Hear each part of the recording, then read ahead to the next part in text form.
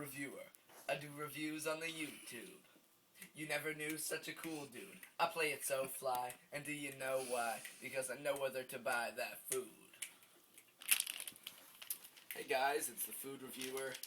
Today I'm going to be reviewing Hostess Hickory sticks.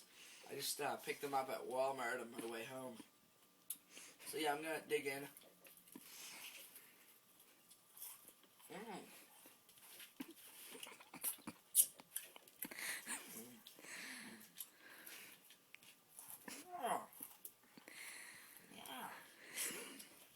Yeah, these are definitely a buy. Yeah. You guys should really try some of these. I haven't had these in like 3 or 4 years. Yeah.